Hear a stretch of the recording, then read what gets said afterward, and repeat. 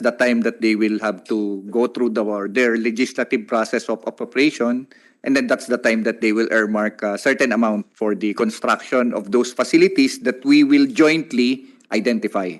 So we have established that despite the fact that these Edca sites and projects are largely unfinished, we will proceed to an additional number of 4 sites As it is right now, ma'am, yes. without any timeline in view. Uh, Or the 4 additional sites. right Wala now, pa kasi hindi pa nare-releasean ng budget yung original na 5 eh. Wala talaga meron na yung po, mapa. madam. Meron na po, Madam Chair. Yung 21 po, Madam Chair, is we already have assured budget for those 21. Until 2024. Yes, ma'am. Yes, ma'am. Pero yung additional na 4, di pa tayo sigurado. Yes, ma'am, because it's undergoing the process of approval. Okay. All right. So I guess the first thing that we have to ask you is what are the criteria for choosing additional EDCA locations? What is the main consideration for choosing the location? Is it really disaster assistance? Is it West Philippine Sea deterrence or something else? I think I need to ask you, Sec Galvez, this question. Yung criteria po. Main criteria is our contingency on the defense of the country so that we can have some sort of collective defense. No, is it, are we talking about the escalating tensions in the Taiwan Straits as the #1 issue? Now, the issue here, Because if we look at the stated or intended sites, 2 in Cagayan, the others in Isabela, the others in Zambales, and so on, it clearly indicates that this is the first line in the Taiwan attacks that are projected. Is that correct, Yusek Galvez? there are justifications here why the EDCA sites were No, I don't need the justification, sir. I just need to understand why are you choosing all these sites in northern Luzon? we have, When in fact, if it were West Philippine Sea deterrents that were uppermost in our minds, the protection of our territorial sovereignty, surely it should be on the western sector, not purely in the northern. as we have said earlier, Madam, the 4 sites still on negotiation. We might change the locations depending on the agreement that we might having with the security sector. We might change, but is it not correct that right now they're all 4 in northern Luzon? We cannot specify the general location, Madam, considering that You have had certain press releases indicating 2 in Cagayan, 1 in Isabela, and 1 in the Zambales area. we don't have any press release, Madam, on the general locations. We don't have, based on our publications, it's still unidentified location, Madam. So these are not, in fact, the locations. What are they then? Where are these 4?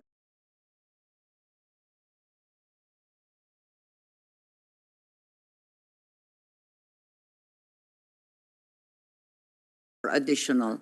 When we have an agreement to have the 4 EDCA sites, we just agreed on the numbers, not on the actual sites. Why 4? Not 5, not 3. Because during the time that we have looking and studying on the different sites, actually there are some criteria that we need to pass, meaning the parameters that we need to collectively agree. So that's why the 4 EDCA sites. What are those parameters? What are the criteria for choosing these sites? The sites that that will be used is one, that it will cater our bilateral exercises. That's why if you look at the different EDCA sites that we had, these are logistic based. Wherein when we have the Balikatan exercises, we normally deploy our troops in these areas.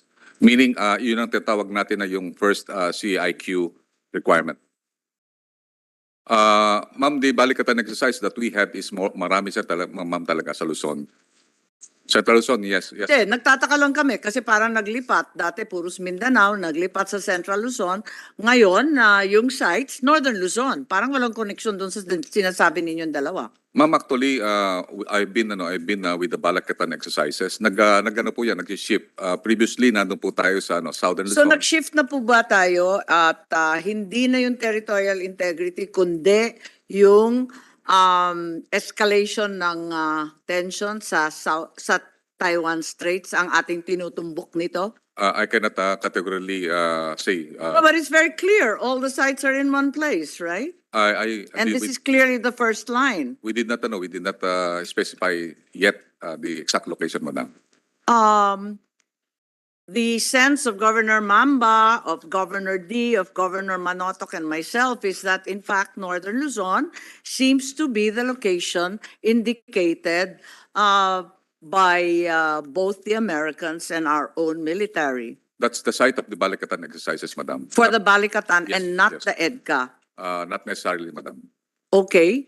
But you did mention, or at least somebody from the military establishment mentioned that there would be 2 in Cagayan. Perhaps we can invite Governor Mamba to explain and lend us the sense of the people of Cagayan regarding this. Madam Chair. Yes, Senator For, Tolentino. our please. good friend Governor Mamba answer is still muted. Perhaps to clarify all of this, there has to be a fusion between the thinking of the foreign affairs and the defense establishment. It has to be a convergence of military, economic, diplomatic, and geopolitical needs. So when you speak of economic, the trade relationship, if we specify Northern Luzon, I mentioned briefly a while ago its proximity to Japan, the presence of an export processing zone. So your answer coming from me, this is not a leading question. This is a suggestion. To abbreviate all of this, you have to join forces and explain to this committee what is going on. How will this help the country? Economically, diplomatically, politically, militarily. Not to mention the disaster preparedness advantage. So that's probably the proper perspective. Otherwise, maguguluhan tayo. It's like a big elephant. Ito yung sa tenga, ito yung sa tail, etc., etc. Just a suggestion, Madam Chair. Governor Mamba, sorry for the interruption. Senator Ontiveros, or shall we allow Governor Mamba to proceed? All right, Madam Chair. I'll wait. I was going to add to the point by Sige, Senator just Francis. add na lang muna. Again, Madam Chair, and also to Gov Mamba. Just to add to the point raised, and maybe Gov Mamba could also address this, regarding the additional locations, if these sites are going to be hosting substantial numbers of American personnel, equipment, and material, have the social risks and effects on the host communities been considered, and have these potential host communities been consulted? So maybe also for Gov Mamba to begin addressing, Madam Chair. Gyamanak. Okay, I'd like to recognize our minority leader, Senator Coco Pimentel, and now perhaps we can hear Governor Manny Mamba of Cagayan. Thank you so much, Madam Chair. I have a prepared statement, if I may, to the chairperson. Please proceed.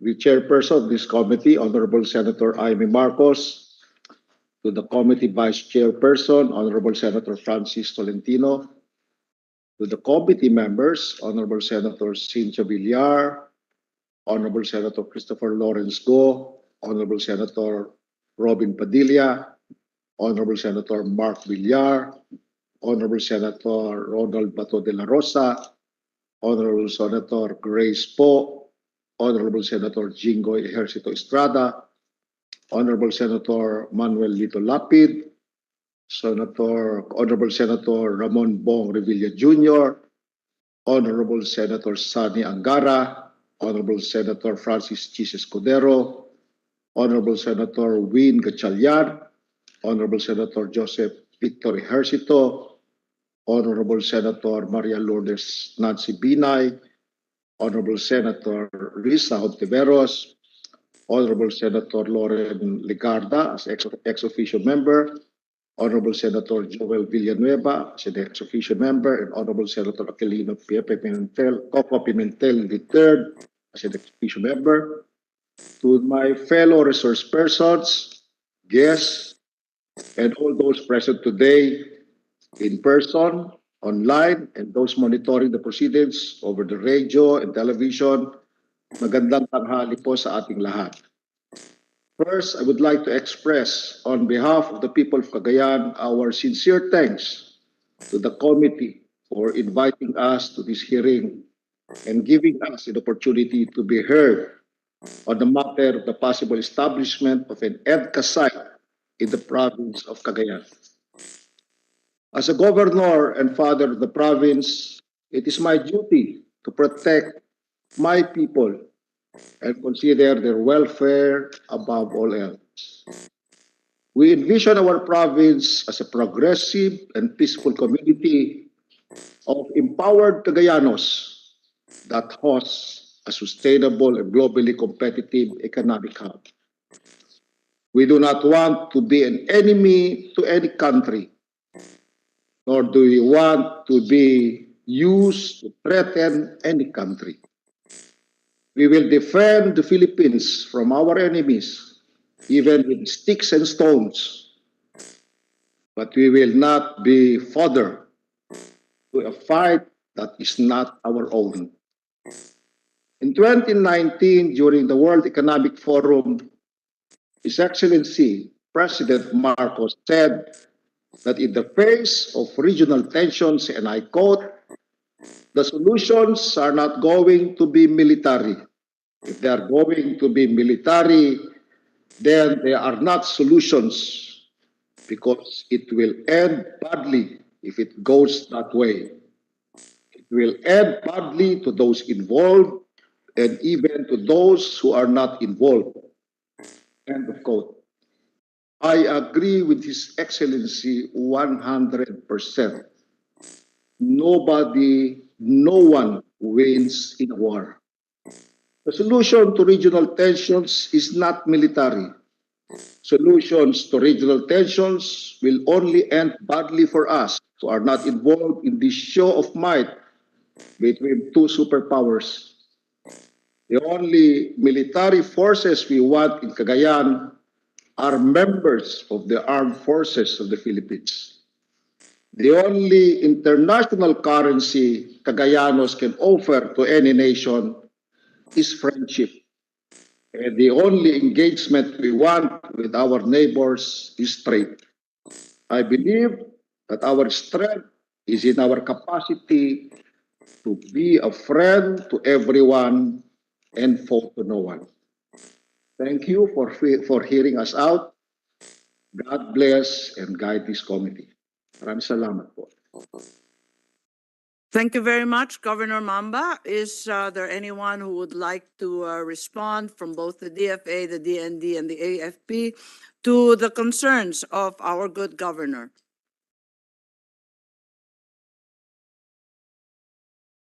Governor Mamba, if I may reiterate, Senator Risa Hontiveros earlier manifested the need to consult the local government units. Has Cagayan been consulted in any way regarding the Edca sites or even the Balikatan exercises? I believe there was a meeting in Lawag City regarding Balikatan. Is that correct? Your Honors, I was never formally informed about having an EDCA site in Cagayan. I never consulted our people yet because I was not formally informed yet. I say all of these things in my personal capacity and as the father of the province because I believe that I should say something about what I hear, what I learn from news and from even social media. And that is why I came up with this, and I'm so glad that you invited me here. I was also stunned when they were saying that they will come here, come to my province for humanitarian reasons because we were struck by two super typhoons in 2016 and again in 2018, and we have a mega flood. And you were all there, Madam Chairperson, including our Vice Chairperson, and almost all of you were there. I never saw in America. I never saw goods from America. That is why I said I do not believe that this is humanitarian in nature or help for us. They came to us in 2016 or 17 when I was governor for Balikatan exercises. Reserve officers were sent, and I welcomed them. I was never asked about this. I was just told that Balikatan exercises will be in the province, and there were no Balikatan exercises when there was COVID, when we were struck by COVID. But later on, I was again surprised that another Balikatan exercise will be scheduled in my province, and this time it will be composed of active military people from the United States of America. And I was also surprised because during the Duterte administration, I was asked about my imprimatur on the conduct in my province. And I saw the design, I saw the live fire. And so I asked about the live fire, and I said, I oppose the live fire. All types of exercises is welcome in my province except the live fire. And that is why I was also made to believe, and I really believe it, that Edca sites will be in my province because of the precedents that happened in my province. And so I have to make a stand now, but I have to consult my people about this because I was not formally informed even at this point in time, Madam Chair. And to all, thank you so much. Thank you, Governor Mamba. I think on the part of Governor Albano of Isabela, on the part of Governor Manotoc in Ilocos Norte, I can echo the sentiments of Governor Mamba that the local government units were not consulted in any way, except for a sudden meeting regarding Balikatan, I think a few weeks ago, and that is all. Senator Ontiveros, please. Madam Chair, could I give a little input, please? This is George C. from IDSI to your right. If kumari ho, Madam Chair, na magbigay ako ng konting input.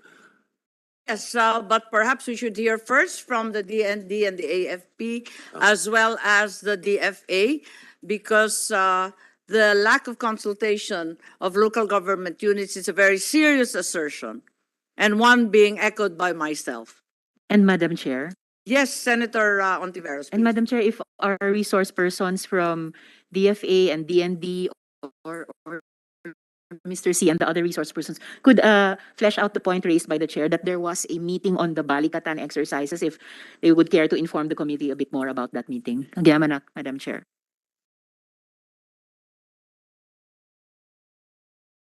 Yes, Yusek Galvez, please. Secretary Manalo, General Centino, Senator Tolentino Chair, would like to say perhaps something. with indulgence, Senator Ontiveros, perhaps the military establishment can explain the regular process of having an annual tabletop exercise discussion and the forthcoming grand Balikatan exercise. So it has to be explained. Senator Tolentino, by way of information, this is the very first time that the Balikatan meeting was conducted in Northern Luzon. It's the first time we were ever called upon to discuss this. So perhaps you can explain. It's not regular at all. Maybe we can have the Chief of Staff. Yes, explain. General Centino, please, we'd But- appreciate some but, information. can I? Yes, I- Yusek I understand. Galvez. One, I would like to thank the governor because we are also asking for formal talks. I think we have incoming meeting with Governor Mamba. But we have already sent some feelers for an informal consultation with him.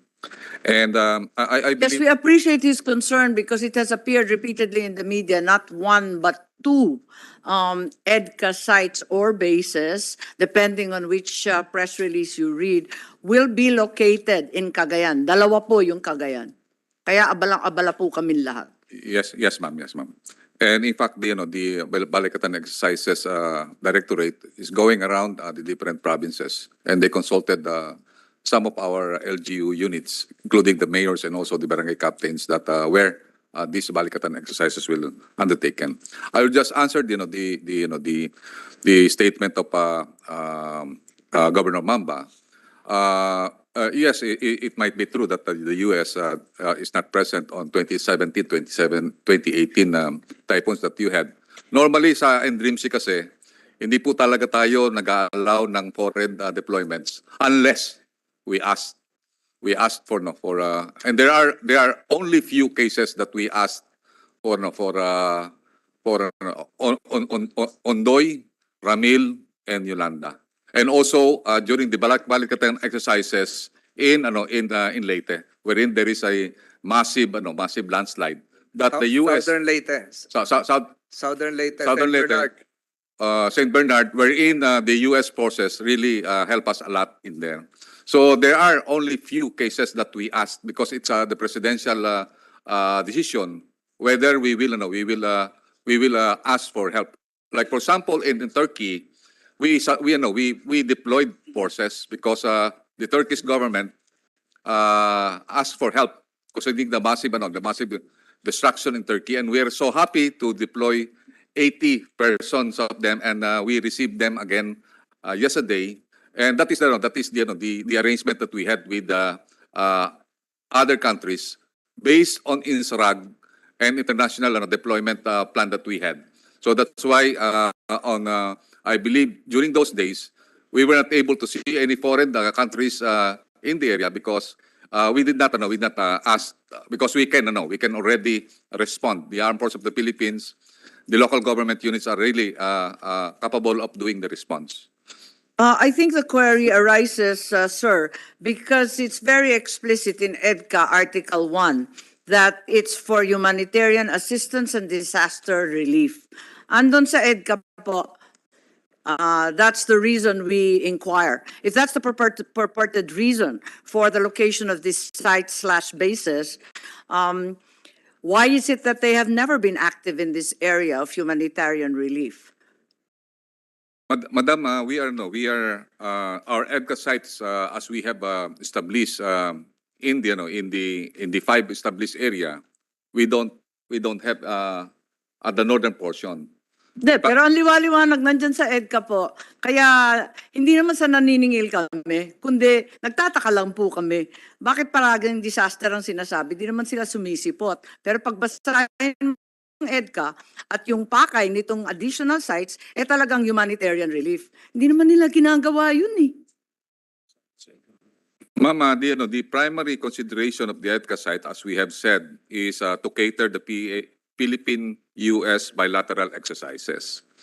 And also what we call the projected forward base for logistic hub that we will be having. And also, let me call Article 1 of EDCA, and that is to promote interoperability, number 1, to address short-term capability gaps, to promote long-term modernization, to maintain and develop additional maritime security, maritime domain awareness, and humanitarian assistance and disaster relief. Sir, maliwanag po yung Article 1, dapat may humanitarian sana. Yes. Wala naman tayo na kita, wala naman na kaming na ramdaman na tulong mula sa kanila. Kaya nagtataka lang po kami. That's why we are possibly looking at the possibility to open up because we have nagtataka rin po kami dahil kasi yung pagpili nitong mga sites lahat nasa Northern Luzon. So, inaamin po ba natin na yung Taiwan ang siyang pakay at tinutukoy nito at hindi yung deterrence sa West Philippine Sea at yung pagtatanggol ng lupain na Pilipino? Ma'am, I cannot, categorically answer the question. Pero yung pagpili o yung paghiwatig ng mga intended sites, maliwanag na first line of defense kung magkaroon ng atake sa Taiwan, di po ba? As we Maliwanag na hindi naman siya western sector. As we have said earlier, the EDCA sites that we had, including the 5 EDCA sites, it will be used primarily for our bilateral use in training and also for contingencies, For our bilateral, exercises and trainings, and also our. is there a criteria for these bilateral exercises? Why do we choose to have them where we have them? Maybe we can have the Chief of Staff explain the yearly training that we have aside from the Balikatan and other training that we are conducting with other countries. We have a BFA agreement. Yes, Madam Chair, General Centino, please. Yes, thank you, ma'am. The Balikatan exercises is an annual exercise that we have with the United States Armed Forces. We have done this the past several years, and part of the planning process in preparing for this exercises is the consultation with the local officials where the exercises will be held. That's right, General. Yes, And the ma'am. local officials, including Governor Mamba, has already Yes, ma'am. manifested that, in fact, there's been no consultation whatsoever. Yeah, the matter of having it an official meeting, I would say that the planners for this exercise have went through it's really for the exercise sites, not for the EDCA areas, ma'am. The Balikatan exercises areas, the training areas. Okay, so will there be any consultation for the EDCA sites? There's Well- no consultation for the Balikatan sites, but there's going to be consultation for the EDCA sites. I'm confused, sir. Yun nga po, ma'am, yung EDCA sites that has been mentioned, additional sites, have yet to be approved.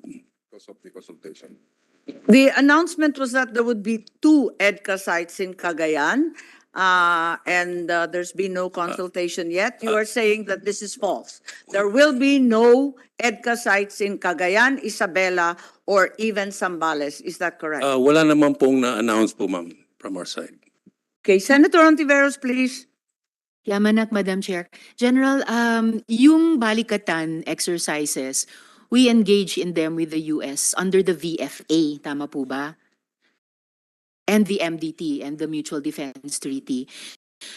Wala po bang provisions either ng MDT or ng VFA na hindi pa fully implemented, which if fully implemented, ay pwedeng maiwasang magdagdag ng EDCA sites to the current 4 or 5 sites?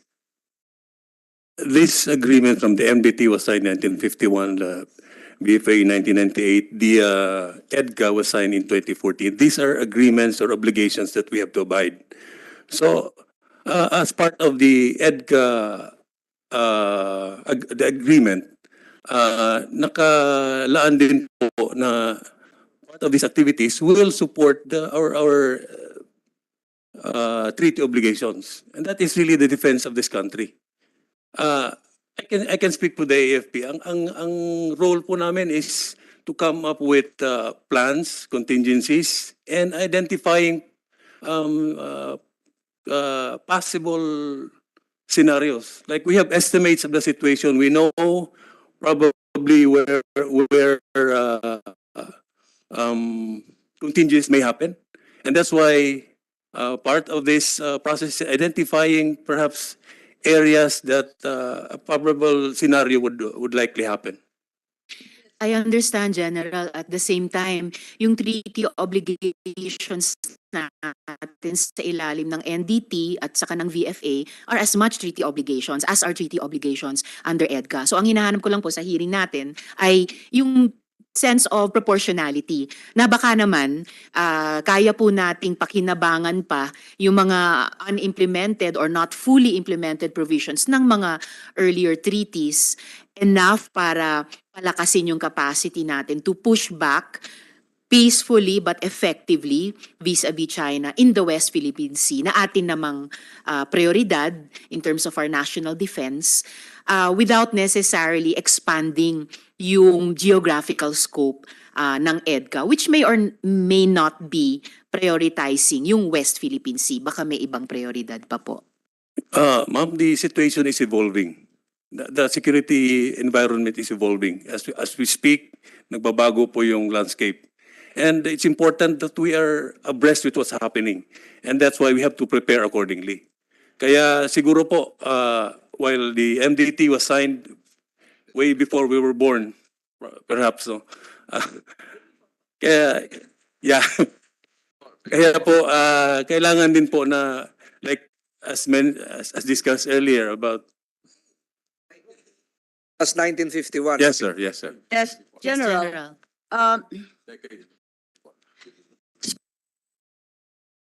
Yun nga po, ma'am, we have to be responsive to the current security threat. That's why we're coming up with contingency plans to make sure that we are ready to defend. General, We it's very also want simple. to, sorry, I'm sorry, Madam Chair, just one last point po. Yes, Certainly Senator. po, we too in the Senate, we want to be responsive. And at the same time, pinangahawakan ko pa rin yung usapin ng proportionality, which you in the armed forces eminently understand. Hindi ko pa po pinapasok sa pag-uusap natin yung usapin ng multilateralism, maybe later in the hearing. Salamat, General. Agyamanak, Madam Chair. Thank you, Senator Ontiveros. General Centino, you repeatedly make mention of the word contingencies. By contingencies, are you referring to Taiwan? Not necessarily, ma'am. Given that the Balikatan suddenly has shifted to Northern Luzon, given that we are hearing of 4 sites all in Northern Luzon, hence it is all in Taiwan, and that is the new evolving contingency. Is that correct? Well, it doesn't have to be Taiwan. We have to consider threats. That's assumptions that we're making. As I can only speak of the armed forces, ma'am. Gentlemen, what's our fight with Taiwan? What is our fight with Taiwan? I don't understand. No, ma'am. I'm not So why are we saying- doing all the military exercises in Northern Luzon a stone's throw or at least a boat ride away from Taiwan? Then clearly, the new expanded EDCA is addressing the escalation of tensions in the Taiwan Straits, not Philippine interests in the West Philippine Sea. We are therefore going to fight for another country, the United States. Is that correct, sir? May I defer this to the Secretary? Secretary Galvez, before you proceed, again, this is a matter of nomenclature. General Centeno should have explained the difference between natural hazard contingency, military contingency, or even economic contingency. And that's why dapat nag-uusap kayo ng DFA para isa lang. Kaya maguguluhan si Chairman Jaime Marcos, yung sagot nyo. Palagay ko naguguluhan rin sila. So, isa na lang siguro. Ano ba yung definition nyo ng contingency which would merit the expansion of the EDCA? Perhaps lumilihis yung typhoon doon. Baka ganun. O nagkaroon ng blockade dito sa anong to, itong strait na dadaanan ng ating mga supplies. So siguro isang buong larawan ang maigay niya. I'm sorry,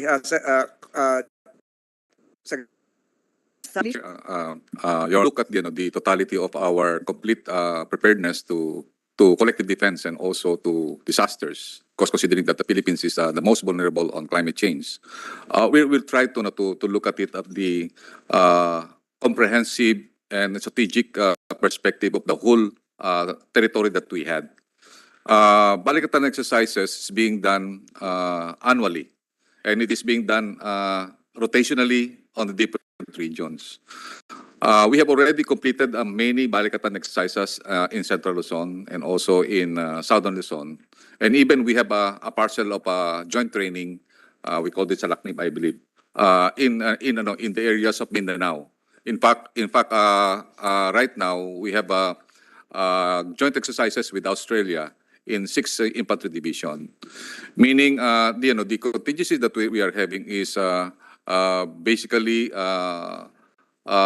full scale, meaning whole of nation and whole of government approach. At the same time, it also covers the whole territory that we had, including all the island.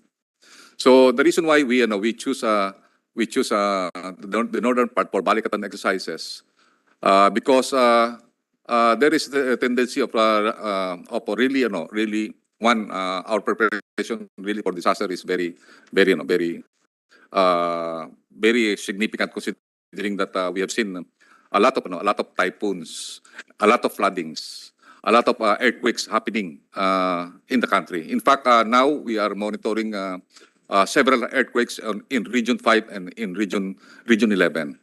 And also we have But you're not conducting Barikatan exercises in Region 5 or Region 11 or Region 8 for that matter. They're all in Region 1. Yes, ma'am. But the Balikatan exercises is Two. being planned of 1 year cycle. So we have already had some sort of MDB, CB activities that we have overtaken last 2022 pa po, ma'am. So ang ano po natin, mahirap po tayo magbago dahil kasi ang ano natin is ang cycle po ng Balikatan is almost yung planning cycle niya is almost 2 years. Meron tayong naka-allocated na areas, and we believe yung Northern Luzon hindi pa tayo nagbabalikatan exercises dito sa area na to. Normally ang ating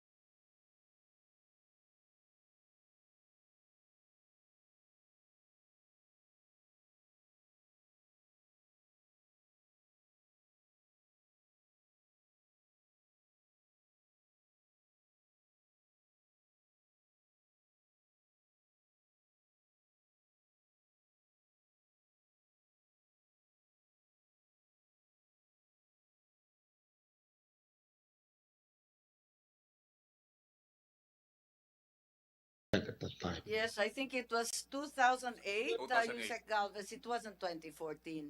2013 was Yolanda. 2008, hindi na nga namin maalala at hindi pa kami nakaupo nun. that was Ramil and Ondoy. Yung ano na yun, ma'am, yung time na yun talaga na Wala po sa Cagayan o Ilocos Norte yon. Yung Ramil, ma'am, Ramil. Okay, Governor Mamba, please. Yeah, anyway, yung sinasabi nyo kasi kung humanitarian, ngayon lang ginagawa ng Amerikano sa toilet paper, no? At ang nag-deliver nga sa amin sarhento, kaya hindi ako pumunta. Pupunta rin sila, ibigay-bigay ng kung ano-anong eskwela na maliliit. Only daw, sa totoo lang po, na nakakadimin as if we could not buy those things by our own. They really want to capacitate us. Dapat noon pa naman, hindi naman ngayon lang. Well, anyway, any armed force from the Philippines is always welcome. We have one brigade now of Marines. We welcome them. They did so much for us. Kung sa disaster lang po, siguro we have one of the best disaster response. We have one Marine. No? We have our first super typhoon, no? 4 lang po namatay. Yung second super typhoon namin, 5 lang po namatay. And then we have the mega flood. We could do it on our own. Just capacitate us. Pero yung bibigyan kami ng 2 maliliit na bangka sa second hand pa ng mga Amerikano. It demeans us so much. Hindi po sa kailangan po namin dito ang Armed Forces of the Philippines. They've been very cooperative with us. They've been very good to us. I never heard any complaint against our people, against them. No, they have precision po. Kasi our people, even in our anti-insurgency campaign, kawawalan ho insurgency dito. But please, no, do not ram into our throats what is not acceptable to us because binobola-bola lang po tayo eh. Hindi na po totoo ito. They came to me, no? Noong sinabi kong ayaw ko ng live fire, pupunta yung mga taga-US Embassy sa akin, tatlong colonel, isang political officer, at saka labor attaché. Sinasabi nila na investment, titignan daw yung investment, para akong tanga. Alam nila, hindi ko sila naintindihan. But you know, the 3 military people agreed with me when I told them, kayo nag-umpisa, sabi ko, engage China. Now, we're trying to contain them. Shouldn't we do something about these two? Sabi ko sa kanila, you know, hindi po sa China never invaded us, never conquered us, never. Wala ko kami problema sa kanila. Hanggang ngayon po, totoo lang. They're very helpful. I never sought their help during our disasters, but their rights came in, no, through yung mga Federation of Chinese Chamber. Papadala sila ng rice kung ano-ano. Ang dami nilang binibigay sa amin during our disasters. They are our neighbors. Please, do not let us tell them that they are our enemies because of the United States of America. Let them have their own war. But we can never be an enemy to our neighbor. Kinukuha nyo yung Hapon na kasama natin. Paano yung Hapon? Sila yung nag-conquer sa atin dun. Bakit naman Hapon ang kausap natin? Sa akin lang po. Alam nyo, Thank you. you know, I'm sorry. They're now trying to pit kahit yung mga mayors, pinupunta nung sino-sino dyan. Susuportahan daw nila yung Edca. Can you imagine that? They are trying to pit yung local government unit against. I think, let us not divide our people. Let us have one stand on this. No, you could bring all the assets, all the help of America to us, but not the soldiers of America to us. Yun lang po, pakiusap namin. No foreign forces in Cagayan. Yun lang po, para we will have sleepless nights. Pag ganyan po, kami po yung pinakamalapit. Tatamaan po kami kahit na anong mangyari. Pero kung hindi kami sasali dyan, hindi po kami tatamaan. I'm sure. Because China needs us too. And we need them too. Including that of Taiwan, including that of South Korea, including that of Japan. This is our time, especially in Northern Luzon. Yumaman po ang aming mga neighbors. Please, huwag natin disturbohin naman ito. I think this is our time. Sobra na ho ang hirap namin. Wala ho kaming nakita ng mga Amerikano na tumulong sa amin dito. Pasensya lang po, sinasabi ko lang po yung nararamdaman ng totoong Kagayano na nagmamalasakit sa Cagayan. Hello po, maraming salamat. Thank you very much, Governor Mamba. I join you in your impassioned plea for peace in Northern Luzon. As you all know very well, we Ilocanos are the nation's soldiers. We will never shirk our duty, and certainly we are privileged and proud to die for our country, but we are not volunteering to fight wars that are not our own. It is that simple po. With that, I recognize both our minority leader and our resource person who's been frantically raising his hand, Mr. George C.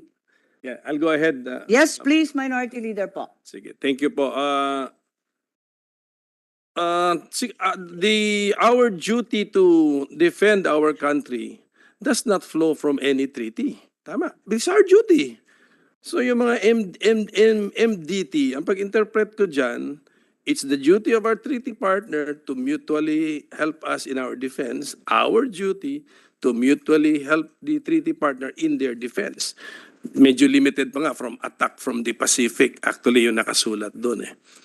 So hence, if our treaty partner in an MDT has imposed upon itself its obligation to defend a certain territory, are we also supposed to be involved in his or in their imposition on themselves to defend a certain territory? Wala na po yun because that's not defending now the treaty partner, di ba? Ibang usapan na po yun. So, siguro medyo kung preparation ito for a certain contingency anticipated by our treaty partner pursuant to its own obligation imposed upon itself to defend a certain territory, wala na po yan sa spirit and even the letter and the coverage of the MDT. I think that is my opinion, Madam Chair. So, pag-isipan natin mabuti ito because I'm a chess player and I know the use of a pawn, you know. And I also play not the Queen's Gambit but the King's Gambit, which you sacrifice pawns, Madam Chair. I mean, kaya mag-ingat po tayo rito and I'm alarmed of the mention of this grand balikatan, the grandest of them all. I mean, at this time na ang hirap ng geopolitical situation, economic ang problema natin, recession, inflation, etc. And the Philippines, although we love the US, 80% siguro sa atin pro-American, we are not at the same economic level or standing or even structure. Yung economy nila, some claim na this is an economy based on war. Although we like to identify with the Americans, our economy is not based on war. So tandaan po natin yan. But additional point na lang, Madam Chair, although nagpaparinig tayo sa mga Amerikano to help us during times of calamities and disasters, and then our chairperson has cited the basis in Edca, paragraph 3 of Article 1, page 3. I agree with the interpretation of our senior USEC. Okay. Kailangan pa rin magpaalam. Ang EDCA or any treaty will not be a basis for unilateral action of the treaty or agreement partner to act within the scope of that agreement because they are a military power. Kailangan magpaalam or kailangan hiningi ang tulong nila. So ang purpose ng EDCA, naka-preposition yung supplies. Pag hiningi ang tulong nila, therefore mas malapit ang pinanggalingan ng kailangan nilang supplies. Imbis na manggaling sa West Coast nila, nandito na sa Pilipinas. But ganun po, I agree with you. Sana ganun din ang interpretation ng lahat. No unilateral decision making, unilateral action. Respect the sovereignty of the Philippines. Tayo ang hihingi ng tulong kasi desisyon natin, kailangan natin ng tulong. Tumulong sila o hindi, desisyon naman po nila yun. Huwag din tayo magtampo. Kung hindi rin sila in the position to help, walang tampuhan. Ganun po yun because we also respect their capabilities and their sovereignty. So I hope, Madam Chair, I have not added to the confusion because as stated by Senator Tolentino, I have not added to the confusion. Thank you very much. Thank you very much. Wise words, Senator Pimentel. George C. was next on the roster. Yes, salamat ho, Chairman. Before he... Can I be excused, Madam Chair? Yes, of course. I think I have to attend to some judges, applicants interview. That's fine. JBC. But I hope this That's meeting will end up in what's good for the country. I hope this meeting ends up in what's good for the country. Thank you, very Madam Chair. much. Thank you very much, Senator Tolentino. Senator Ontiveros, is there something? Mr. C then. Salamat ho, Madam Chairman Senator Hontiveros at mga kaibigan at sa military we know that how much sacrifice and so much help at wala masyadong nagiging complaint. Everybody has good words only about military. But tungkol sa yon gustong mangyari dyan sa North Philippines, maaring hindi natin alam but we because of our research, mukhang sa US alam na nila anong gusto nilang gawin. So we would like to show some document example in the media in the US kung anong balak nilang gawin, no? Baka pwedeng i-project diyan, no? Na CNAS, the CNAS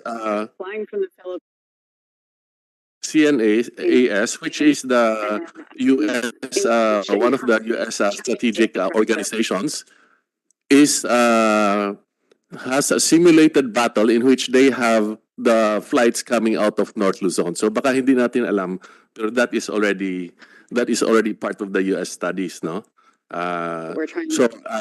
If you point that out, I don't know if they asked. I wonder if they asked us that about using North Luzon as the base from which they will fly their planes. Apart from that, siguro maaari nating masabing we welcome all kinds of assistance for calamities and so on. But in the last several calamities, we could consider that China has been giving more than 10 times more than the US. Of course, we have a dispute with China. And actually, in the case of Marawi, the U.S. blocked the shipments of arms and munitions to the Philippines when the Marawi, I'm sure many of you were involved. And then it was China and Russia that gave the means which allowed us to settle the Marawi siege within 8 months. No, so iyan lang ho to bring up na. Very much, Thank Mr. you. C. Yes, we're aware of material like this deriving from the United States and other allies. And the question has arisen time and again, if an armed conflict breaks out between the U.S. and another country, can the Edca sites in northern Luzon or elsewhere in the Philippines be used as staging areas where the U.S. can launch attacks or counterattacks? Because it's very clear under Article 1, as quoted by Senator Pimentel, that there is a catch-all phrase that will allow all sorts of activities related to those above, provided there's some kind of an agreement. Kasagsagan ng digmaan, wala na sigurong panahon na idadaan pa yan sa Kongreso, magkakaroon pa ng konsultasyon. Palagay ko, biglaan, madadali tayo niyan. There's also explicit provision for refueling and reloading of aircraft with missile and munitions. Is that correct? So refueling lang yan, no other provisions, ano? Tama po ba ang pagkaintindi namin? There's an express allowance in the Edca for the refueling of aircraft. Are we to assume that they can also gather supplies, more munitions, more missiles even at the same time? Refueling depots, ma'am, already completed. Oo, pero kung magkarga sila ng mortar, halimbawa, kasama po ba yun sa pagkain, sa gamit, at iba pa? Yes, Yusek Galvez, please. Ma'am, these are the principles that we adhere in ensuring that the national interests are protected in advance for the EDCA. Number one is strict compliance with the Philippine Constitution, laws, and jurisprudence. And Yusek Galvez, it's a simple question. Beyond refueling, what else can be loaded on the aircraft leaving the agreed-upon locations under EDCA po? Ang ano po natin, ma'am, Yung simple lang, kasi di ba, may explicit provision na pwede silang mag-refuel. Habang nag-gas up sila, maglalagay rin ng tubig, ng pagkain, ng kung ano-ano. Pwede po ba nung mortar maglagay din? Missiles? ang ano po natin, ma'am, munitions? ang ano po natin na the MDT and the mutual agreement that we had with the US is that we have a mutual commitment. If we have mutual commitment, for example, if the US committed that they will help us during attack. At the same time, if US is also in attack, we are more than willing to help them in terms of providing some support, for example, logistic bases, and also allowing them to use the EDCA sites, provided that nuclear weapons are prohibited. That's the provisions that we had. Yes, And, but that's a very broad allowance right and there. also there is a requirement for Philippine consent for all the activities. Thank you. Yes, the concern is that if the concern is even if these sites aren't used to launch attacks, isn't it so that all these sites, as asserted by General Centino, are in fact military camps? Hence, are they also legitimate military targets? If you were the commander-in-chief of a country at war with the United States, wouldn't you attempt to cut off supplies and equipment of their army located here in the Philippines, in northern Luzon, in Edca sites? Even without the invoking the MDT, ma'am, I'm sorry, ma'am, but the camps are always targets. The MDT only comes into play Yes, ma'am. as explained by Senator Pimentel when there's Yeah. an invasionary force, Yeah. an external attack. A military camp will always be a target for the adversary. Whoever knows.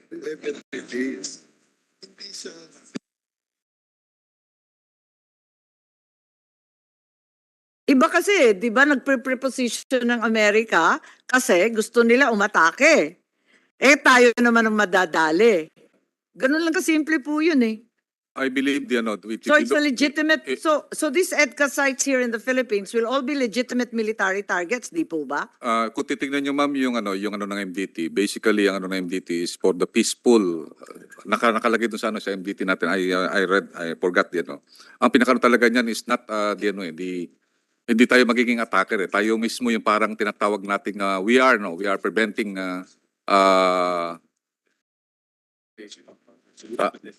Sik po. Sir, actually said, Madam, I have read the content of the MDT.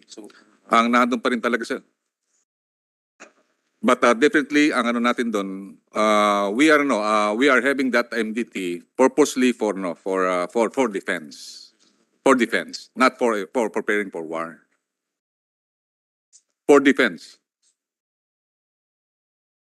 Yes, Senator Yung first Pimentel. whereas clause nga ng MDT for peace. For peace ang ma'am, nakita ko doon. Kasi It's an agreement for peace. actually yung niyan, yung isang niyan, yung first article niyan is really Hindi na siya mutual defense and world peace eh, di ba? Parang it's preparation for attack eh. Parang naiba yata. Hindi na MDT yun eh. Actually, ma'am, kung titingnan natin yung spirit ng MDT is really to deter war. Talagang natin, and also to prevent other forces from attacking us. Meaning, with the modernization of our MDT, meaning if we are modernized with the help of our allies, and also we have a collective defense, our primary purpose is Saying really... we're modernizing the MDT, it hasn't been touched since 1951. Actually, madam, that's the commitment right now. Meaning... Yes, but you haven't seen it yet. Yes, madam. We are trying to really make that commitment. That considering that the possibility of what is happening right now, we want to really be prepared for that. That's why the MDT, if you look at the preamble, the first statement is really for peace. Okay, Senator Ontiveros, peace. Yamanak, Madam Chair. Listening po sa mga iba't ibang inputs ng mga resource persons, hindi pa ako convinced na naghahanda ang US to attack. Pero palagay ko, at kung tayo US, siguro tayo rin naghahanda to defend yung sa tingin nila importanteng teritoryo dito sa Asia. And it's not necessarily the Philippines. Tayo, mga Pilipino, priority natin West Philippine Sea. Baka iba, at gusto nating depensahan siya. Baka iba dun sa priority ng US. And may case siya, tulad natin, may case tayo to define our defense priorities. So, para mas lamanan pa ng isa pang punto yung gusto kong ipasok na wag tayong malimita sa mag-uusap tungkol sa EDCA lang, but look at a possibly broader perspective, multilateralism, na baka doon maka-generate tayo ng other alternatives. Madam Chair, na-interesado ako doon sa isang punto ni Sec. Charlie kanina, binanggit nila may joint military exercises tayo with Australia. So, in line with nung spirit nung tinanong ko kanina, nasimot na ba yung mga possibilities sa MDT at sa VFA without necessarily adding to the geographical footprint ng EDCA sa ngayon?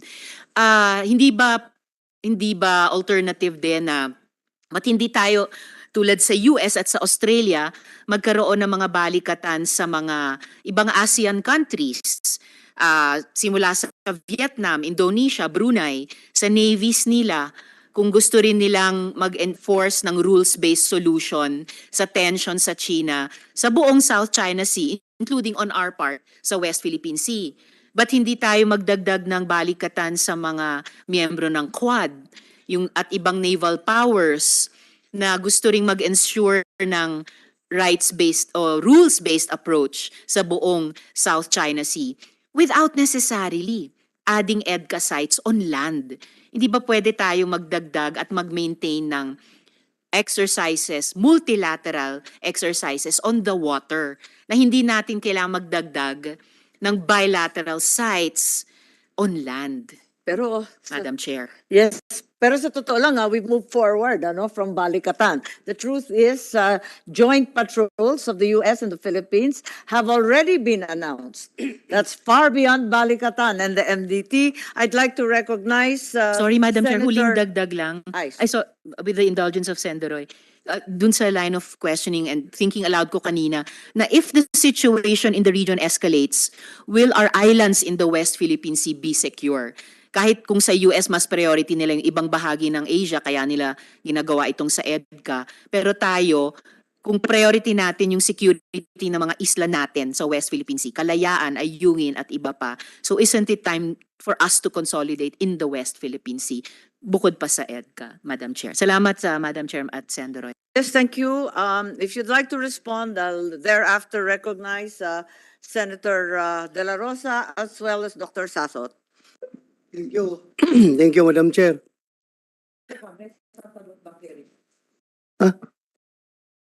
Ma'am, on the suggestion of Your Honors, Madam Chairman, on the suggestion of Senator Risa on multilateralism, actually yan ma'am yan ang maybe way forward natin. Considering that we have only two countries that we have BFA, and we are exploring for the possible Japan reciprocal access agreement, and hopefully nag-sign na po tayo ng TOR sa HADR, and that will be our jumping board for us to have that bilateral agreement, and later on maybe we can increase that as we have different dialogues, different ASEAN and also Pacific dialogue. It has been proven that trilateral cooperation or quadrilateral cooperation is more manageable than multilateralism. That's why we are exploring the possibility of having a trilateral agreement with the US and Australia, because we have the BFA, and later maybe we can have the RAA with Japan, and considering also that Japan is our major strategic partner in terms of both on HADR and also in economic partnership. We are really driving at the possibility of really expanding those alliances together with South Korea and other like-minded countries like Indonesia, Malaysia, and ASEAN.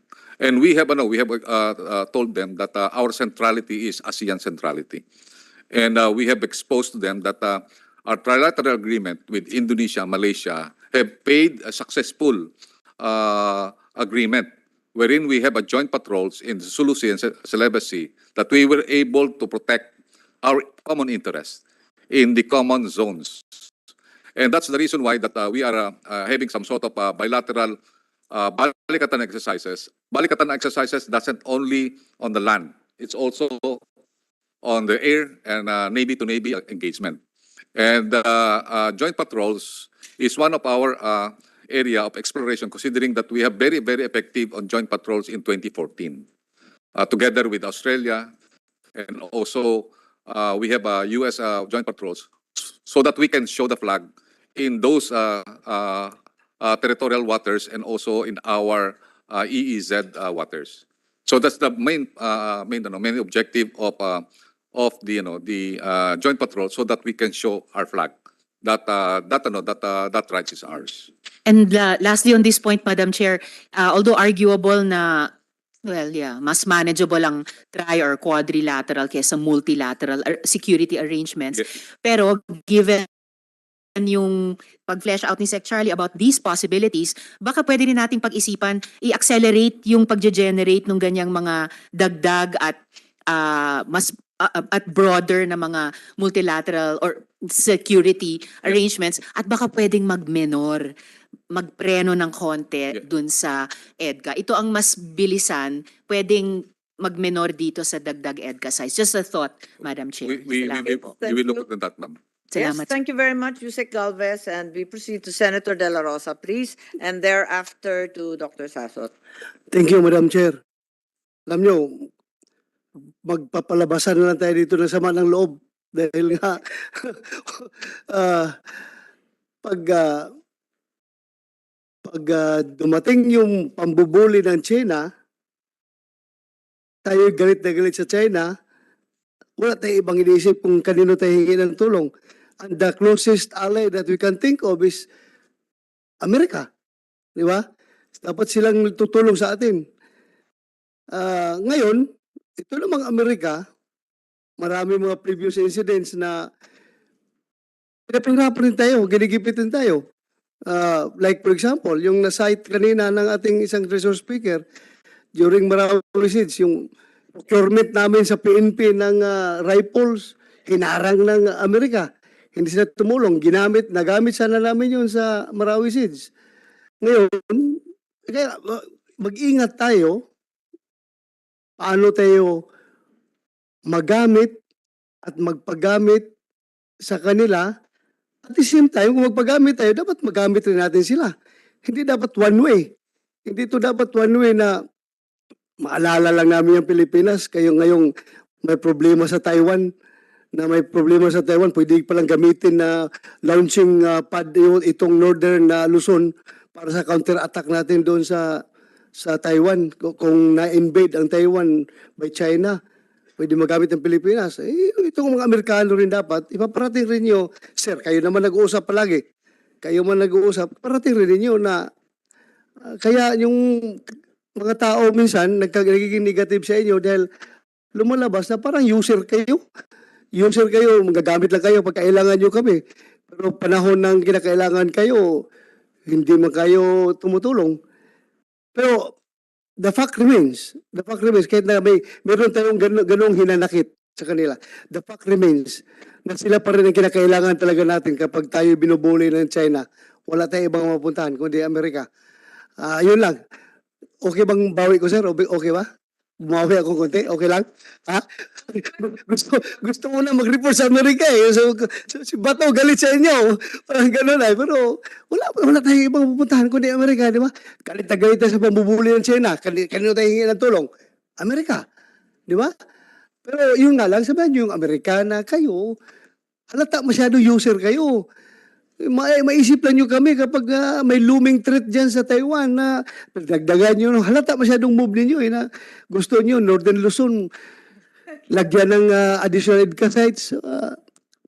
Yun lang, mas maganda yung, kaya siguro negative yung ibang tao doon sa Northern Luzon sa kanila dahil kulang sila sa information na operation, naunahan sila ng China. Baka China nandun na, advance na doon, nangangampanya na yung China doon sa Northern Luzon na nagbibiro lang ako, gobyerno wala yan. Wala yan, Gob. Ang akin lang, ba't ang Amerika, klaruhin nila yung purpose na dito, na hindi kami gagamit sa inyo. Hindi kayong gagamit sa inyo. Wala kaming kung gamitin kayo na pagkatapos gamitin kayo, iiwan namin kayo. O, dapat walang ganunan. Yun lang, Gob, hindi ko kuha yun, Gob, na pinapasaya ko lang yung kwan dito ngayon, yung mood dito, kaya masyadong seryoso yung aming hearing dito. Yun lang, sir, iparating nyo sa Amerika na ganun. Huwag nyo kami masyadong gamitin. At alam nyo, we are also a thinking mamalya. Ayaw rin namin mapapagamit ng kami mapapasubo. Yun lang, sir. Thank you, sir. Thank you, Madam Chair. Thank you very much. I think, unfortunately, Secretary Manalo needs to leave. I think you wanted to do a final statement. Is there a concluding response? I think he needs to leave. Well, Can we I just know I make can, him? no, 5 minutes. Yes. I can, Yes, okay. Wait, nalito na ako. Teka. Yes po. so, Where do we go? Okay, Risa. Agyamanak, Madam Chair. Just a quick question. Governor Maybe- Mamba also has raised Yeah. his hand, and actually on the roster is really Sasot. In any case, Senator Risa. In case the SEC would like to include this in his closing remarks, how can the Philippines pursue a more multilateral approach to resolving security concerns in the region? Salamat, Sec. Agyamanak, Madam Chair. thank you. Madam Chair, my apologies. I have to leave very soon to attend to the visit of PM Anwar, who's going to meet the president this afternoon. First on the query of Senator Ontiveros, yes, I think precisely that is the approach we're taking now. Multilateral, which cooperation. Not only in terms of, let's say, multi, but even tripartite or joint with a number of our partners. It's already been stated at the last visit of the president's visit to Japan. We also entered into talks with Japan on how we can enhance defense cooperation with Japan. And Japan is certainly taking, in our view, a more active role now in the region. And we think it's really a very good opportunity to explore how we can build up on our cooperation, not only in terms of military cooperation, but also on economic and other areas where we can enhance our security. So that's being done with Australia. We're also very much in touch now with Australia. And in terms of our ASEAN partners, we're also in talks with Singapore. And we will also embark on discussions with Vietnam and other countries in the region, all with the intention of trying to increase our security, not only in terms of military and defense, but also through economic security. So that's definitely the approach that we are adopting now, and as well as, of course, with traditional partners like the United States.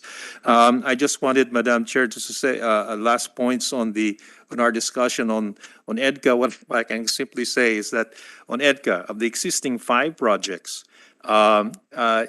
a number of them already include humanitarian and disaster relief projects. So that's very much in sight. What I just wanted to stress that when it comes to the EDCA, our main control really lies on the fact that any project or any kind of location will have to be agreed upon by mutual agreement. So our control lies on where it's located and also on the projects. Any kind of project will also have to be on the basis of mutual agreement. So I think in that sense, there is control over some of the other aspects of the agreement. But I just wanted to add that by saying that we do have control, especially in the most important parts, location and the nature of the project. Thank you. Yes, thank you very much, Secretary Manalo, and thank you for participating in this extended executive session hearing today. Certainly, we'd like to look at possible amendments to the EDCA, given that it's due for extension April next year. Thank you. And with that, I'd like to recognize Governor Mamba once again and Sasot over there. Governor Mamba, you have your hand up. Yeah, Your Honor. I was just going because when the political officer of the U.S. Embassy came to me together with 3 military men and the economic attaché, as if he was insisting to me that I was talking with Chinese officials. Never. As if we could not decide on our own. No Chinese official ever talked to me about EDCA, about Taiwan, about all of this. That is why, Agbiag ka, Gobernador, agbiag. dyan lang ako, talaga decision mi lang dito. Iba, di pa nagkita mi, ang nakikita po namin, just leave us where we are today. Para wag na ho nating guluhin na ito. And we see a lot of partnership with our neighbors in the future. No, ayun lang po yumaman yung China eh. Ngayon lang po nakikipagkaibigan sa amin para makapasok din sila at ma-develop din ang aming agriculture and our aquaculture and everything here. And they want to buy it all also for their food security. And so, wala ho kami naibibenta na produkto namin sa Metro Manila except rice and corn. And I think this is our time. So, sana maintindihan nyo where we are coming from. No? We feel that the future of our region is connecting with our neighbors up north. From the very start, no, in 2016, when I became governor, I said, let's look northward, let's move northward, let's connect northward. And that is why we're trying to dredge our rivers so that we could open our seaports and reconnect with our neighbors up north. Ito po yung nakikita kasi namin. And I think this could be our gateway to a more progressive Philippines, to a more progressive Cagayan, to a more progressive North. Kaya, again, Madam Chairperson, please be with us here. I know you are really with us here because this is the future of the North. This is the future of the Ilocanos too. And it's the future of even the entire Luzon and the entire Philippines. So, maraming salamat po for inviting us here. Wala ho. I never talk with any Chinese about all of these things. When I went to Alawag to attend their part, they shunned from talking about this. That's why, sabi ko, hindi magulo itong mga kausap natin. Tinitignan naman nila siguro yung interest din natin. Katulad din nila, tinitignan din natin yung interest nila. Yun po, maraming salamat. Gob, thank you, Gob. At pareho tayo, ha? Hindi tayo pro-China, hindi tayo pro-America, pro-Filipino tayo, ha? Pro-Filipino. Hindi lang pro-Ilocano. Pro-Filipino tayo. Kaya, bahala sila. Basta importante, pro-Filipino tayo. Thank you, Gob. Salamat, Gob, sa palabas mo. Thank you, Gob. Thank Sir, yun you. din ang sinabi ko sa kanila nung pumunta sila sa akin. I am not pro-American, I am not pro-China. I am pro-Cagayan and pro-Philippines. No, I'm just, I'm so impressed with what the president did. No, when he had an agreement with President Xi Jinping of continuously, no, talking about the maritime disputes. Alam ko po ito mga boundaries kasi because ang boundary ko po ay Kalingay na Payaw. Pinag-aawayan po ang boundary pero never na pinag-awayan namin. Never na nagpapatayan kami sa boundary. Pinag-uusapan po namin. Of course, there are bullying. No? There will be skirmishes. But we do not fight over it because we could co-manage it. You know, I was a member of the cabinet of President Noynoy noon when we discussed this. Kaya sinasabi ko, China offered bilateral talks kaagad noon. But we voted that will become a multilateral talk. No? And this is where we are now. No? But I think, let us go back. No? Siguro pwede tayo umatras ng konti para makuha natin ito. At kung sana walang nakikialam na iba, sa tingin ko, no?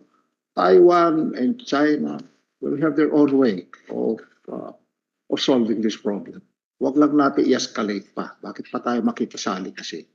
Yun lang po. Ang nakikita ko kasi. No, because nakita naman natin si President Marcos at President Jinping. Sabi ba, let's continuously talk about it. Let's continuously talk about it, about the maritime dispute. So that means no quarrel over it. Yun lang po. And that alone, that made us where we are today. That is our position today too. Maraming salamat po. Thank you, Gov. And we call on Sasot at this point. Thank you, Madam Chair. Ma'am, I would just like to expand the discussion on this one kasi ang nakakalimutan natin kung ano ba ang Pilipinas sa Amerika. Ang Pilipinas po ay kasama po ito sa first island chain ng bansang Amerika. Ang first island chain ay ang kanyang defensive perimeter sa Asia. At malinaw na malinaw ito sa bansang Amerika simula pa ng World War II. Actually, ang motivation sa likod ng First Island Chain ay mapanatili na ang Pacific Ocean ay American Lake. Ito ay sinabi ni US President Dwight Eisenhower noong 1954 na ang Pacific Ocean should always remain an American lake. At kung makikita natin sa kasaysayan, tuwing may nagcha-challenge sa Amerika sa dominance niya sa Pacific Ocean o sa Pacific area, nagkakaroon ng gera. Yan ang katotohanan dyan. Ikalawa, ang sinasabi kanina po na hindi po yung tungkol po sa Pilipinas magiging target pagdating magkaroon ng gera. Actually, naging concern na po ito ng mga Pilipino noon pa, kahit noong nininegotiate po ang Philippine independence noong 1940s. At ang sinasabi nila na ang presensya ng base militar sa ating bansa ay malubhang mapanganib sa atin.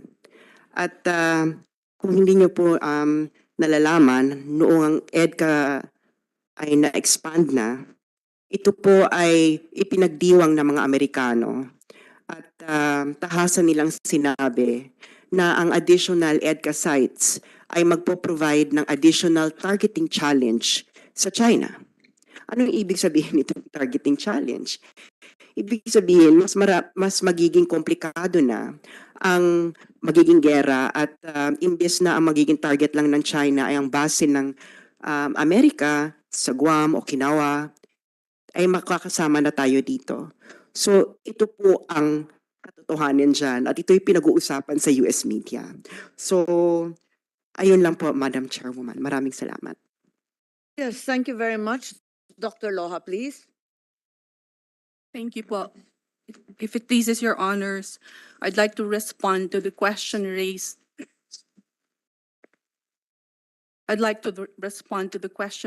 Earlier whether the Philippine territory where there are agreed EDCA sites could be a legitimate target in case of a war, declared or undeclared, between the United States, North Korea, Russia, Iran, or China. And my answer is yes. Under the Caroline test, which was adopted by the military tribunals in the Nuremberg trial, and which is now part of the law of warfare, a territory of a neutral state, such as the EDCA sites in northern Luzon, which is a location of stockpiles of weapons or weapon systems of a belligerent state, such as, for instance, the United States, can be a target, a legitimate military target of another belligerent state, such as China, North Korea, Russia, or Iran. And under EDCA, Article 4, in particular, paragraph 1, the United States has the right, unmitigated right, to stockpile not just supplies, equipment, or material for humanitarian aid, but military weapons. And the Philippines has no control over the type of weapons that will be stockpiled in EDCA sites. And this is because Article 4 only provides for notification and approval as to the quantity and schedule of delivery. Unlike other EDCA provisions with Poland, for instance, Bulgaria, and Australia, there are express provisions in their EDCAs calling for the prior notification and consent of the host government as to the type of weapons that will be stockpiled in EDCA sites. There is no such provision in our EDCA with the US. In fact, under Article 4, paragraph 2, the US has the right to impose, has unimpeded rights over the EDCA sites where there are stockpiles of weapons, and they have use and ownership of those weapons. That use and ownership would justify a belligerent state making an attack on an EDCA site in the Philippines where there are US weapon stockpiles. Finally, in 2019, the United States withdrew from the Intermediate Range Nuclear Forces Treaty. Under that treaty, the United States forswore to develop and stockpile what are known as ground-launched ballistic and cruise missiles with ranges of 500 to 5,500 kilometers.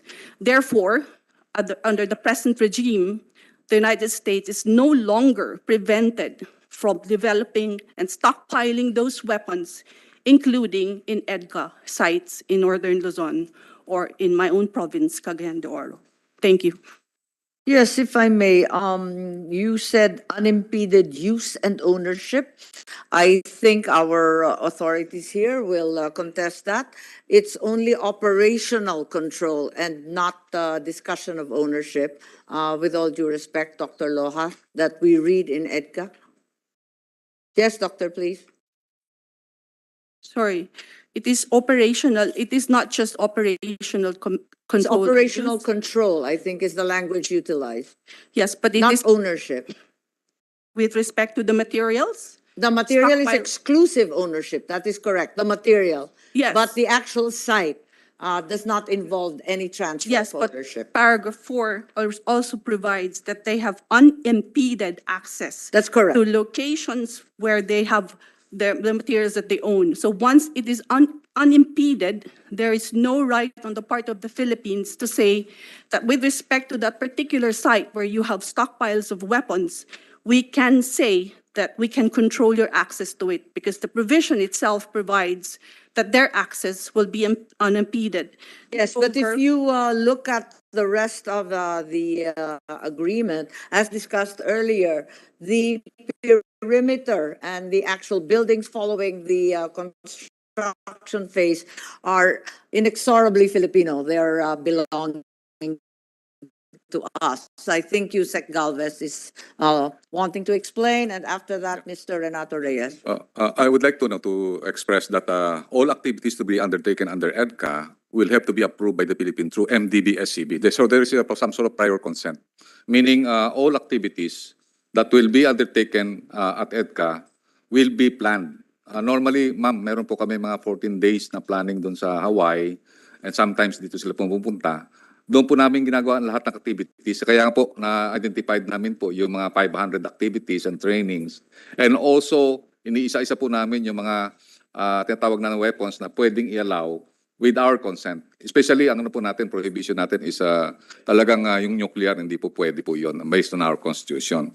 And second, under EDCA, before any construction or other activities can be undertaken, prior consent of the Philippines will be to be secured through the Mutual Defense Board and Security Engagement Board, which were established under the MDT and the BFA.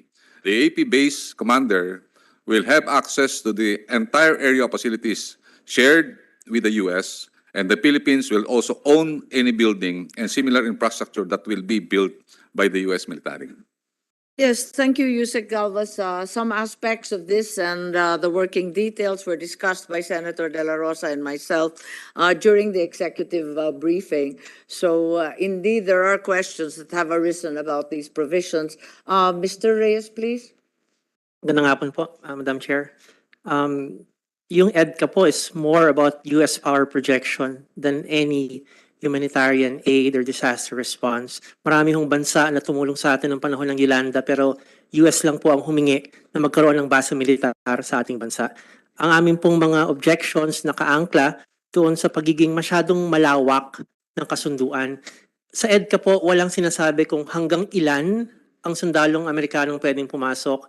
Walang sinasabi hanggang ilang pasilidad ang pwedeng i-construct sa ating bansa.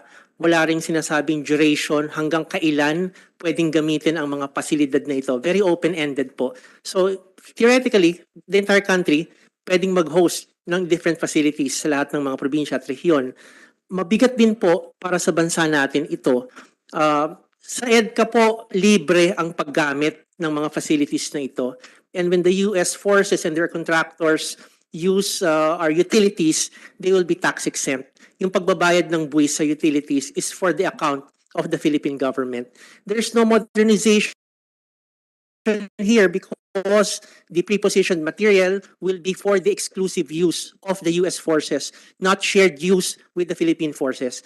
And the US will have unencumbered right, the unencumbered right to remove any of their material, their weapons, their vehicles from Philippine territory at any time that they wish. So yung sinasabing lahat ng activities dapat approved, paano ho kung nagpalipad sila ng drone mula sa Pilipinas at maging cause ng international incident at madadamay sa pag-escalate ng tensyon, ano hong sagutin natin doon at mapipigilan ba natin sila na palaparin yung drone mula sa Philippine facilities? So lahat pong ito magkakaladkad po sa atin sa isang conflict na hindi natin kagustuhan, wala sa ating interest at mabigat yung magiging social cost nito down the line kapag hindi natin po binigyan ng kaanumang parameters kung hanggang saan, hanggang kailan sila pwedeng manatili dito. For all intents and purposes po, open-ended ito, open-ended forever po pwede silang manatili, no, sa ating bansa. Yes, Senator Pimentel? Wala na po. I will just have to process everything that we have learned today. Yes, that's right. Yusek Galvez and thereafter Dr. Loha. As I have said earlier, yung access nila talagang yan, merong mutual yan, consent yan. Every activities may mutual consent. And even siguro I've been working with the US for so long a time dito sa Basilan, Sulu, and Tawi-Tawi. Actually, nung dati, nandun sila sa Sulu, malaking basis nila doon for rotational. 6 months. Pero nung nawala na yung tinatawag natin threat doon, tsaka yung Busiap, nawala na rin sa Basilan, nawala na rin yung sa dito sa area ng Sulu and even Tawi-Tawi. And yung Jesotop noon, napakalaki yan. It's sometimes maabot ng thousands yan. But right now, they are only maintaining 500. Pero sa totoo lang, Sir Renato, ang daming sundalo ko na nabuhay because of their and even 10 of their people were ambushed in Sulu. Marami akong during joint operations namin, 39 people ang na-save nila kasi sila lang kasi may night flying capability at saka yung first time ko nakita na sinaksakan na sa dibdib, nabuhay yung fatally wounded ko na tao. And ganun yung ating mission sa Edca na we want to prepare our people na magkaroon ng talagang tinatawag natin. Kung titingnan nyo naman yung MDT Maybe, Sir Coco, nakita natin doon, based doon sa MDT because we just came from war noong 1951. Basically, ang doon is peaceful resolution of conflict. Ang laging nakalagay doon, collective defense. Meaning our main imperative there, considering that we renounce war, ang ating ginagawa lang is for the purposes na we are ready to deter.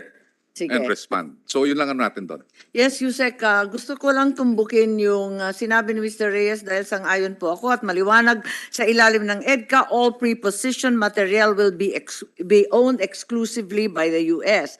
Maliwanag rin na halos sa buntot lamang yung disaster preparedness, wala naman na totoong ganon.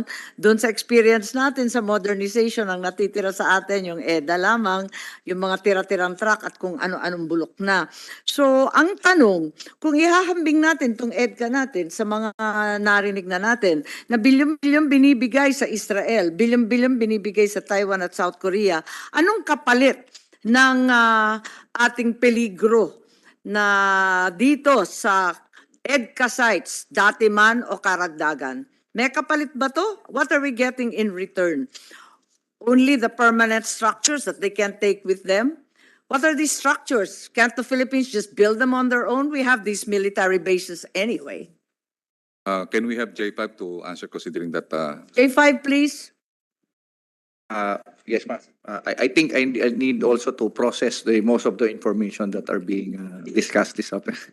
Well, yes, ma'am. Ma'am, there have been a lot of benefits already in our relationship with the US, and the FMF funding that we are receiving every year is helping But you know, us of in our course, that the capability FMS development. funding is a Yes, drop in the bucket compared to the others that have been Yes, ma'am. used as locations by the US. Yes, ma'am. Probably we're not similarly situated. There are actually some interest that they have in those countries. They also have some interest in our country. And I'm sorry, but I cannot fathom the intent of what they have with Israel or Philippines. So Palit ang probably. peligro di ba? Yes, ma'am. Yes, ma'am. Di ba sa Israel, bilyon-bilyon. Yes, ma'am. Yes, ma'am. So At si Senator Pimentel po. Human lamang technology na nakasave sa taong nasaksak sa puso na i-transfer ba sa atin yun? Yes, yung sir. Actually, kaalaman at kagamitan yes, para doon? yes, sir. Actually, sir, kung makita natin, I would like to, yung ibang ano na, yung sa Marawi, I've been the commander of Marawi. Yung binigay sa atin training, yung LRC, yun ang Delta Force nila dati eh. Alam niyo ma'am, yun ang pinaka-best natin na talagang nakita namin na napakagandang contribution ng ginagawa nating military training. Second, yung lahat ng ating mga combat natin, casualty before, kahit na may tama sa ulo, nabubuhay because of those trainings. Very extensive. Ma'am, yung iba binibigay talaga nila at saka yung iba naman talagang yung mga talagang yung tinatawag natin yung during the Marawi, meron silang 14 na tao na kasama namin doon. Na-wounded pa nga yung isa eh. Ang ginagawa nila is continuous binibigay kasi bawal sa kanilang maki-fight directly. So ang ginagawa nila yung mga sniper, sila ang nagte-train. Na-expose nga tayo sa capabilities nila, Yes. sa gadgets nila, sa ano nila, pero capable na ba tayo? Capable na ba tayo doon? Sa example niyo po, General. Yes, yung iba, in some extent, ang natin talaga, yung skills, nag-upgrade tayo ng skills. Talagang napakalaki ng in-upgrade natin. Based, including the individual equipment and technology. And also the night vision goggles. Kasi magawa yun, Madam Chair, kung siguro may chemicals pa siguro doon na kasama eh. Na Actually, may mga inject plasma, siguro. yung mga plasma, yung Anyway, mga ganun talagang binibigay nila. Just an example, no? But that means that we are easier to please than the other countries na ilang billions, $100 billion sa mga... That's why their commitment right now is right away. Binigay nila sir sa atin yung $100 million. But I believe $1 million, and then they said that yun nga ang inano sa amin ni Austin, his promise that we will modernize the alliance. Yun ang ano niya, modernize the alliance. But I believe yun ang ano namin hopefully pati yung kasi ma'am ako rin na pumunta sa akin yun yung kanilang director ng DCS CA. Yung mismong defense Yung night vision, hindi naman 150 billion US katulad ng Israel. pero very malaki rin na yun na talagang equipment transfer sa atin yun. Very ma'am yun, very useful. Yes, Senator De La Rosa, please. Ma'am, dagdag ko lang kay Secretary Galvez, ma'am, na hindi lang naman tayo nakinabang din doon sa Marawi Siege, kundi pati yung Amerika rin, nag-transfer din tayo ng technology sa kanila. Doon sila natuto na yung armor pala, yung diskarte ng Pinoy, yung mga tangki-digira natin, nilagyan ng mga kahoy, additional armorizing, additional armor doon sa tangki natin against sir, yung RPG. Against RPG. So, tunto ang Amerikano doon, natuto sila sa ingenuity ng Pinoy na pwede pala ganun. Vulnerability ng armored assets natin ay madidecrease through Pinoy ingenuity. Yung kahoy, nilalagyan ng mga kahoy na ordinary yung kahoy lang. Maganda po yung experience yun. Thank you, ma'am. Thank you, Madam Chair. Thank you. I'd like to recognize Ambassador Yabes, former USEC of DFA. I think you had a statement. He was assigned for a long period of time in Shanghai and is familiar with China. Madam, Ma'am, I will be in Malacanang for the Prime Minister of may be allowed to. Correct. Yes, you want to go ahead. Is that correct? Yes, ma'am. That's fine. And General Centino? General Centino is here, also our USEC from Okay. the DND. I think we'll have to be winding down. So thank you very much for participating, gentlemen. The rest of you, if you could stay, we'd be grateful. This is not going to go on very long because we all have session. Ambassador Yabes, please. Yes, I'd just like to make a very short comment on the Edca. The Edca, which is supposed to be an executive agreement, it should be terminated, okay? And a new agreement should be negotiated with the Americans. But there should be no foreign forces here in the Philippines. We can ask for more assistance. We can train our people to defend themselves. We could This is improve our. not the foreign forces governed by VFA and not No, EDCA. we have to have this clarified. The visiting forces agreement is a status of forces agreement. It is a SOFA. It is supposed to give us criminal jurisdictions over the foreign soldiers who commit crimes here against our nationals. As you know, even with the military, with Clark and Subic during those times, when they were here, there was no SOFA. Okay? That's why the Americans who were committing crimes were just being sent back to the United States. Okay? Well, the American laws will apply to them, not our laws.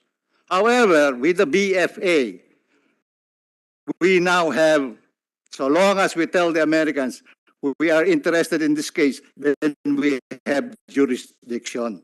That is the functions of the function of the BFA. But when it was being negotiated, they included other things. However, that is basically a SOFA, a status of forces agreement. That's why we were able to get Daniel Smith, Pemberton, remember that?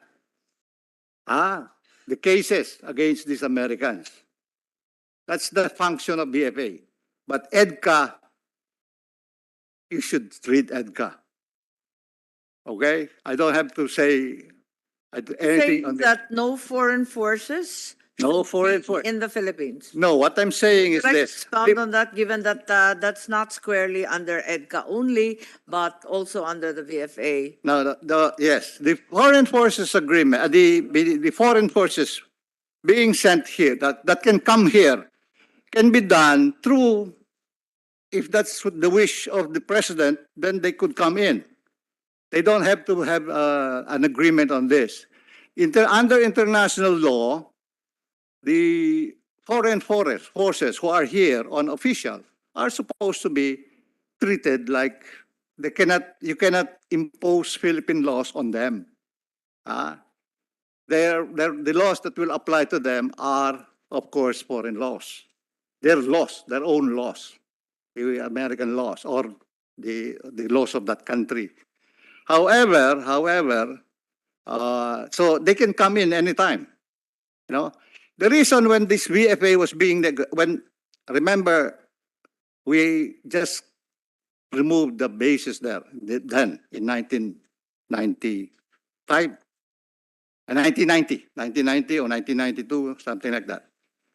And there was a new administration, and we wanted to improve our relationship with the United States. At that time, it was really, really bad, I tell you. I was there, okay? It's really, really bad. When we told them we don't need the Clark and Subic anymore. On a personal note, I didn't want them to leave. But then the Senate did not ratify the agreement for the extension of the military bases. So they were told to leave. It was really a bad time for our relationship with the United States. However, with the new administration that after Mrs. Aquino came, President Ramos wanted better relationship. That's why he came up with this Balikatan. And the Balikatan, when the Americans agreed with the Balikatan, Secretary Siason, then the Secretary of Foreign says, we cannot have a Balikatan unless there is a SOFA. Okay? And the SOFA is the VFA. Keep that in mind. That's why the SOFA is very important. And then came this EDCA. For what reason, I don't understand. However, when this was being negotiated, I'll tell you this, my personal experience. When this was being negotiated, the DFA person who was heading it did not agree. He was having a difficult time agreeing to the demands of the Americans. And so he was removed because President Obama was coming in already. And there must be something to be signed with the Americans. And we gave everything. And para sa atin lang to, ano? We were called to Malacanang. Pinagalitan kami ng presidente. Si Pinoy, pinagalitan kami. Sabi nga nung, pati ba naman kuryente, babayaran natin? We didn't ask anything from the Americans. We gave everything to them. That's the only thing I can say. Kaya, ngayon, nagbibigay. Tagal, no? Di ba? 10 years, wala silang ginawa. Tapos yung nagkaroon ng Scarborough. Oh, nasan sila? Di ba?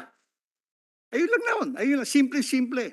Tapos kinakalaban yung mga inchik ngayon. Tayo na naman yung sinaharap. You know, bakit natin hindi improve ang sarili natin? Ha? If the Americans will continue, keep in mind that when the military bases were here, the U.S. bases were here, Clark and Subic, we were receiving at that time $200 million every year. At that time, malaki yun. That's why we had the Philippine Air Force at that time. We had tayo kinakainggitan ng buong Asia noon. Kasi yung ating armed forces was highly equipped, highly trained. And then when we told them to get out, unti-unti nawala ang atin. As mamaya, wala na Air Force. Wala na yung Blue Diamonds. May kaibigan pa ako dyan noon na namatay sa Blue Diamonds. Wala na rin. Wala na. Tapos, unti-unti, dumarating na yung mga fisherman nila. Oh, anong ginagawa nyo? Wala. Wala Kunyari, binigay natin yung EDCA, pero may hiningi tayo sa kanila. Kagaya ng hinihingi ng ibang countries ng Israel, ng Pakistan, 2 billion annually. Sabi nga nung kaibigan kong Pakistani, you know, before our military, they were just using jeeps. Now they're using BMWs. Okay, that's the only thing I can say. Terminate EDCA, negotiate for a new deal with America. We love the Americans, to tell you frankly. Okay? We build on what America has given us, or whatever we have. And with China, let's treat them like a neighbor. Diba? Kapitbahay natin yan Mawawala ba sa atin yan? Nandiyan palagi yan. Huwag mo aawayin. The way to treat the Chinese is treating them using their cultural yan Guangxi. Okay? If you understand Guangxi, then you can deal with the Japanese, the Chinese, the Koreans. In a way, it's not like dealing with the Americans are different. Kultura lang yan Diba? Kultura lang. Huwag kayo magiging, alam mo, mga ilong natin mga bilog di ba? Hindi matatangos, bilog. Tignan mo yung mga kapitbahay natin. Ganun din ang mga ilong, bilog. Thank you. Thank you, Yusek Yabes. Okay, thank you, Senator. Yeah, I think Sinait is also in the firing line. So there we have it. I'm going to have to wind down this simply because we have an all Senate caucus ongoing right now. I'm late. However, I'm very grateful for the paper submitted by Dr. Loha. I'm hopeful that all our other academics and resource persons will also submit their opinion, their thoughts, their additional information like Mr. C. And I'm hopeful that also the AFP can continuously update us with regard to EDCA as well as the DFA given that the opportunity for amendment or even a new agreement poses itself next year. So we should be ready. In the meantime, the military, if you could also finally help us, together with Governor Mamba, understand what exactly we have done to prepare. There are 200,000 Filipinos in Taiwan. How are we going to evacuate every single one of them? There is not one bomb shelter in all of northern Luzon. How will we protect and defend our people? We have no underground camp in the entire AFP. How do we propose to get involved in warfare? There are no cyber security or other command control efforts. We have no air defense. We have no drones, and we are waiting for the Americans to deliver those promised. There's anti-tank, Javelin. I don't see any. We have so many issues with the STAR and the satellite. Where are all these thermal imaging requisites to defend our territory? The entire AFP has no anti-aircraft. There are no efforts at establishing sea mines for ammunition and so on. I think the Navy is better aware of that than I am, but we are alarmed at the prospect of war and our abject unpreparedness for any kind of attack. Thank you very much, gentlemen. And with that, I suspend this hearing. Thank you.